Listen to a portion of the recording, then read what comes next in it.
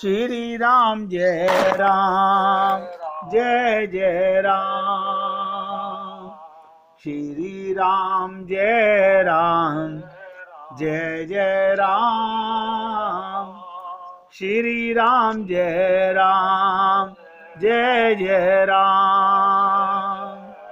श्री राम जय राम जय जय राम। श्री राम जय राम जय जय राम।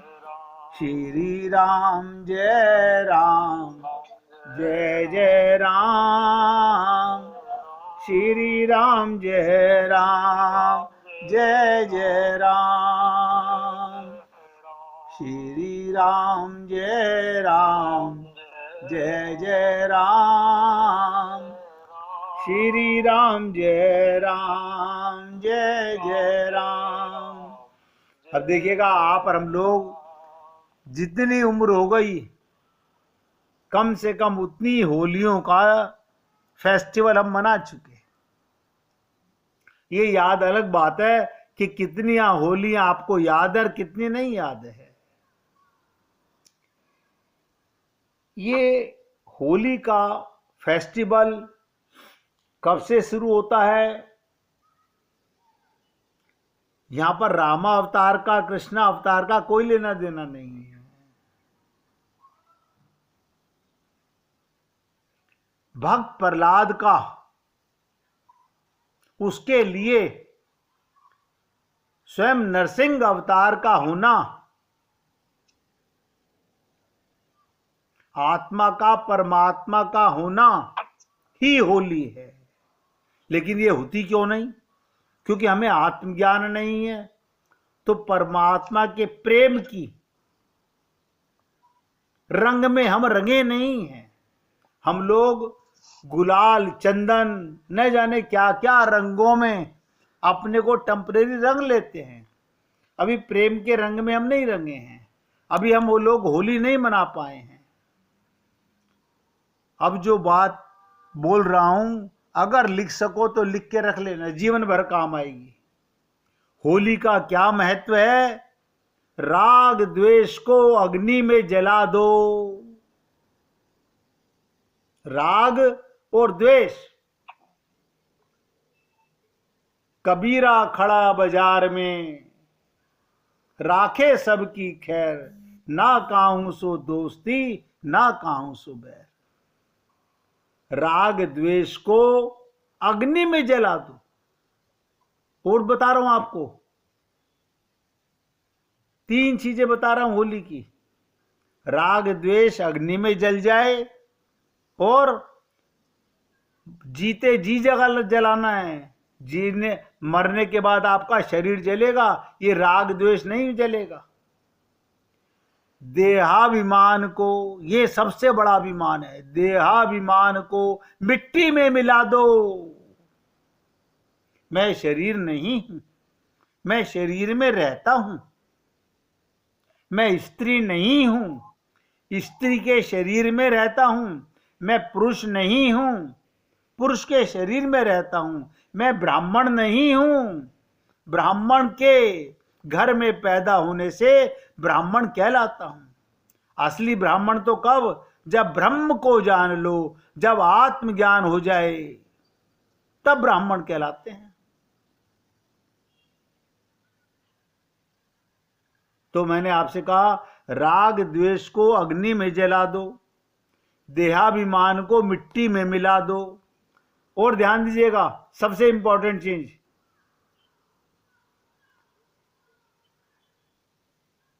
प्रेम के रंग में रंग जाओ।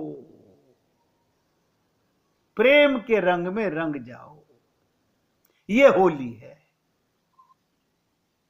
अगर आप लोगों ने ये 3 चीजें जीवन में उतार ली तो सत्य है आप होली के उत्सव को समझ पाएंगे। अगर आपका राग द्वेष खत्म हो गया है, देहाभिमान मिट गया है और प्रेम के रंग में तभी रंगोगे जब ये दोनों बीमारियां मिट जाएंगी। इसलिए पुण्य आत्माओं, कहत कठिन समझत कठिन। अभी कुछ नहीं बिगड़ा है। अभी तो दूसरे के सुख को देखकर जो हृदय में जलन होती है, यही मन की टीवी है। ये लोभ की शाखा का रोग है। जैसे काम के साथ आसक्ति जुड़ी होती है, कामी व्यक्ति के जीवन में काम के परिणाम स्वरूप आसक्ति का जन्म होता है, उसी तरह लोभ के साथ ईर्ष्या जुड़ी हुई होती है। लोभी व्यक्ति दूसरे से ईर्ष्या करेगा, कामी व्यक्ति आसक्त होगा, लोभी व्यक्ति ईर्ष्यालु अवश्य होगा। व्यक्ति जितना अधिक कामी होगा उतना अधिक आसक्त भी होगा। लोभी व्यक्ति में जो लोभ अधिक होगा वो ईर्ष्यालु भी उतना ही होगा, और दूसरों के सुख को देखकर उसे इतनी अधिक पीड़ा होगी। इस बात को तुलसीदास जी ने क्या कहा, लोभ और ईर्ष्या की वृत्ति से कितना निकट का संबंध है। ध्यान दीजिएगा, लोभ और ईर्ष्या के जो विचार हैं कितना घनिष्ठ संबंध है। आपका ध्यान खींचने का प्रयत्न कर रहा हूं। अगर व्यक्ति के मन में निर्विवाद रूप से किसी वस्तु की मांग है, वो सुख की मांग है, जहां कोई विवाद नहीं है।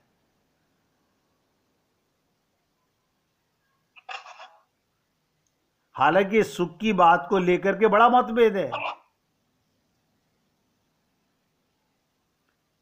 सुख की बात को लेकर के बहुत बड़ा मतभेद है। अगर किसी से पूछो सुख, कोई माया के सुख में, कोई काया के सुख में, कोई इसी भ्रमजाल में। अब सुख का पता नहीं, सुख तो केवल सुखदाता में है।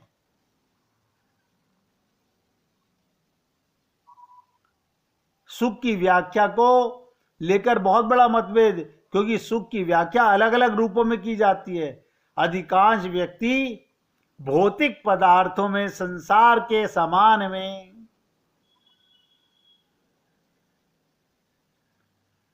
अगर मुझे संसार का सुख, शरीर का सुख मिले, मन का सुख मिले, तो मैं ज्यादा सुखी हूं। बताइएगा,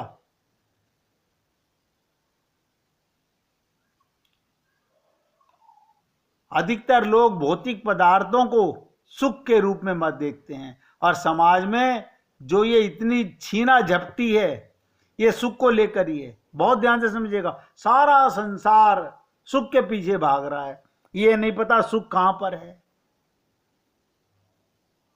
प्रत्येक व्यक्ति को ये बात की चिंता बनी रहती है, सुख अधिक से अधिक सामग्री हमारे पास एकत्रित हो जाए और दूसरों के पास हमसे अधिक ना हो जाए। ये सुख की सामग्री एकत्रित करना ही सबसे बड़ा लोभ है, और दूसरे के पास मुझसे अधिक सुख ना हो, ये ईर्ष्या बनी रहती है। देखिए, लोभ और ईर्ष्या कितने करीब करीब के रोग हैं। ये दोनों वृत्तियां एक दूसरे से घनिष्ठ रूप से जुड़ी हुई हैं। ये जो व्यक्ति परिवार, समाज में इतनी आपाधापी, परिवार में भी यही हाल है, समाज में भी यही हाल है, झगड़ा और संघर्ष है, सब सुख की वस्तुओं के बंटवारे को ही लेकर के है।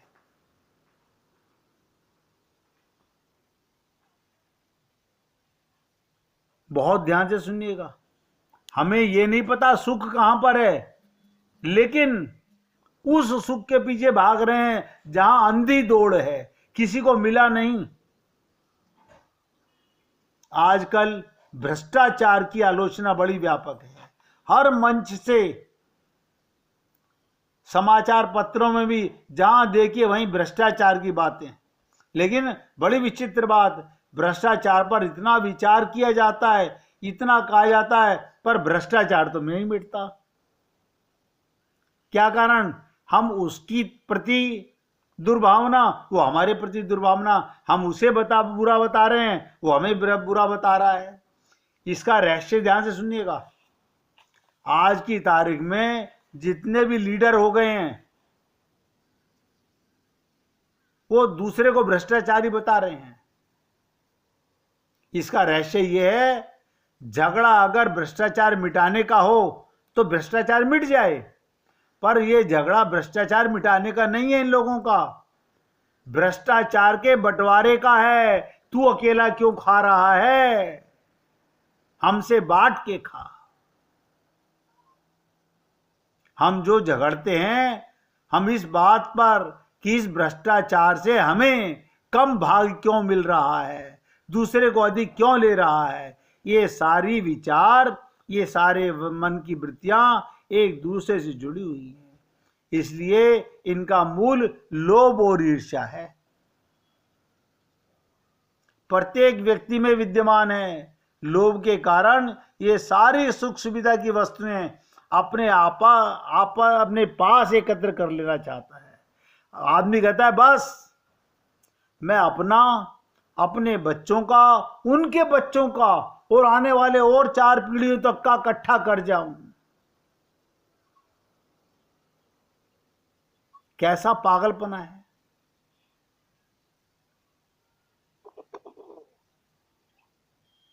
लोभ के कारण ये सारी सुख सुविधाओं की वस्तुएं अपने लिए एकत्र कर लेना चाहता है, और ईर्ष्या के कारण वो दूसरों का सुख और समृद्धि देखकर असंतुष्ट रहता है।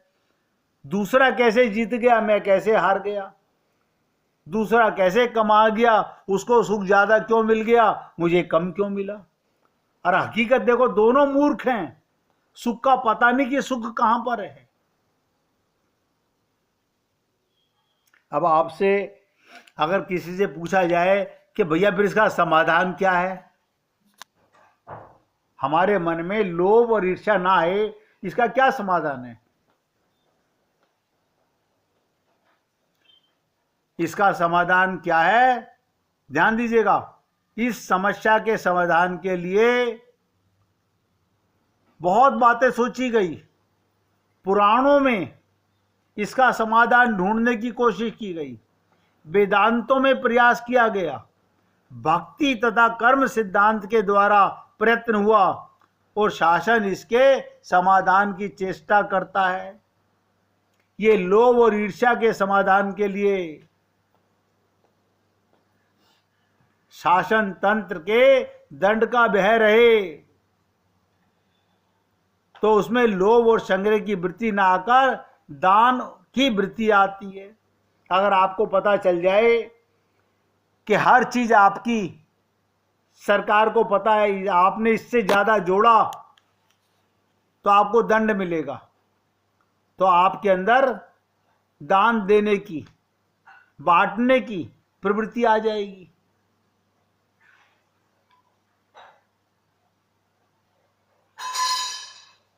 अब देखो, जो टैक्स देते हैं इसके रूप में, बहुत ध्यान से सुनिएगा, ये मिनिस्टर लोग नियंत्रण करने की चेष्टा तो करते हैं, कमाने वालों से टैक्स तो ले लेते हैं, लेकिन उसको अपनी इच्छा से बांटते हैं, अपने स्वार्थ के लिए बांटते हैं। इससे भय की भी एक वृत्ति हो जाती है उत्पन्न। धर्म में भी उस भय का प्रयोग किया गया, पर दूसरे रूप में उनके साथ प्रलोभन भी जोड़ दिया गया। धर्म में एक और तो ये भय दिखाया गया, अन्याय तथा भ्रष्टाचार के द्वारा तुम जो कुछ भी संचय करोगे, धर्म में बताया गया भय दिखा करके तुम कुछ भी इकट्ठा कर लो, वो सब अंत में छोड़कर खाली हाथ जाना पड़ेगा। तो धर्म में मृत्यु और पुनर्जन्म का भय दिखाया गया। भक्तों ने भगवान का भय दिखाया, ध्यान से सुनिएगा। अतः भय की वृत्ति के द्वारा भी भ्रष्टाचार से बचा जा सकता है। तो कहने का तात्पर्य, हमारे अंदर ना तो दान की ना धर्म की सही प्रवृत्ति नहीं जाग जाती। रामचरितमानस में बहुत सुंदर प्रसंग आता है कि 3 यात्री, ध्यान से सुनिएगा, रामचरितमानस में प्रसंग आता है, 3 यात्री वन के मार्ग पर चले जा रहे हैं। आप कहेंगे यात्री, हाँ तो लीला करने वाला कौन, यात्री। भगवान राम, जनक नंदिनी सीता और लक्ष्मण, 3 यात्री वन के मार्ग पर जा रहे हैं। और तुलसीदास जी ने इन तीनों यात्रियों का वर्णन करने के बाद कहते हैं, जिसने भी इन्हें चलते हुए देखा या इन्हें हृदय में धारण किया, वो व्यक्ति संसार पथ को बड़ी सरलता से पार कर लेता है। बड़ी सरलता से पार कर लेता है। अब आप देखिएगा, ये 3 यात्री ही ज्ञान वैराग्य भक्ति के मूल स्रोत हैं। जिस व्यक्ति को आत्मज्ञान हो जाए, संसार से वैराग्य हो जाए, भगवान से प्रेम हो जाए, वो संसार पथ का बड़ी सरलता से पार कर लेगा। अब आप कहोगे, हमने भी रामायण पढ़ी है। ऐसा तो हमने नहीं पढ़ा। ये बताइए, मैं जो आपको बता रहा हूं रामायण से ही बता रहा हूं। जिन जिन देखे पथिक प्रिय, जिन जिन देखे, जिस जिसने देखा पथिक प्रिय, सिय समेत 2 भाई, सीता के साथ 2 भाई, भव मगु अगमु आनंद तेहि, बिनु श्रम रहे सिराई। क्या मतलब? ये तीनों हमें जीवन पथ पर चलने की शिक्षा दे रहे हैं। हम तो जाता हुआ देख रहे थे, हमें क्या पता हमें क्या शिक्षा दे रहे हैं। आप बताइए, राम, सीता और लक्ष्मण एक मार्ग पर जा रहे हैं, जीवन पथ पर चलने की शिक्षा दे रहे हैं।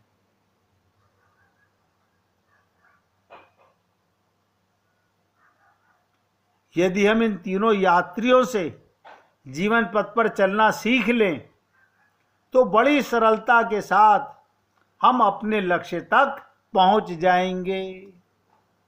मैं कोई कठिन शब्दों में आपसे विवेचन नहीं कर रहा हूं, क्योंकि कठिनता मेरे पास है ही नहीं। आप वो एक एक शब्द पे ध्यान दीजिएगा। इन 3 यात्रियों के क्रम में 3 संकेत आए हैं। पहला है, आगे कौन चलते हैं? प्रभु राम। पहले आगे राम, और दूसरा संकेत आप सोचिएगा सीता, और तीसरा पीछे लक्ष्मण। कहते ना, प्रभु पद रेख बीच बीच सीता। बहुत ध्यान से सुनिएगा, बहुत इंपॉर्टेंट बात है ये। प्रभु पद रेख बीच बीच सीता, जहां श्री राम पैर रख रहे हैं, उनके बीच बीच में पैर रख रही हैं सीता। उनके पैर पे पैर नहीं रख रही।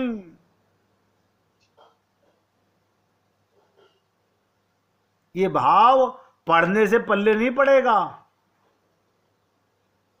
किसी मर्मज्ञ संत के मुख से सुनोगे तो मालूम पड़ेगा। प्रभु पद रेख बीच बीच सीता, यानी बीच बीच में सीता ने कदम रखे। और धरती चरण में चलती सभीता, यानी दूसरा संकेत दिया कि सीता कहां चल रही है। आगे राम और सीता कहां चल रही हैं? राम के दोनों पैरों के बीच के चिन्ह के बीच में अपना पैर रखती हैं। उनके पैर पर पैर नहीं रखती। हमने 3 यात्रियों को चलते हुए तो देखा, लेकिन हमने ध्यान ही नहीं दिया कि ये सीता जी ऐसे कैसे चल रही हैं। और तीसरा संकेत, सिय राम पद अंक बराए। बहुत ध्यान से सुनिएगा, एक एक शब्द पर ध्यान दो। सिय राम पद अंक बराए, लखन चलई मगु दाहिन लाएं। क्या मतलब? पूरी ताकत लगा के समझिएगा। पहला संकेत, आगे राम, इसका अभिप्राय ये, जीवन पथ में हम अकेले ना चलें, ईश्वर को साथ लेकर चलें। पूरी एकाग्रता से समझिएगा। जीवन के पथ पर हर सांस में हो सुमिरन तेरा, भगवान को साथ लेकर चले। हमने 3 यात्रियों को चलते हुए तो देखा, राम सीता लखन को तो चलते देखा, लेकिन हमने इतनी बुद्धि कहाँ है हमारे पास में? हम रामचरितमानस पढ़ के भी समझ लें। आगे राम, इसका अभिप्राय क्या? जीवन पथ में हम अकेले ना चलें, ईश्वर को साथ लेकर चलें। अधिकांश व्यक्ति कह सकते हैं, हम तो जब भी यात्रा प्रारंभ करते हैं ईश्वर का स्मरण कर लेते हैं, बस आरंभ करते हुए सुबह उठते ही पूजा पाठ कर लेते हैं, बाकी सारा दिन मटर गश्ती करते हैं, मन को चंडाल की तरह छोड़ देते हैं। अब तू कहीं मुंह मार, सुबह सुबह मैंने भगवान को मना लिया। देखो, लोगों को अपना अपना सोचना है। ईश्वर का स्मरण कर लेते हैं, हम तो निरंतर ईश्वर को साथ लेकर चलते हैं। गोस्वामी जी तुरंत एक शब्द कहकर सावधान कर देते हैं, आगे राम,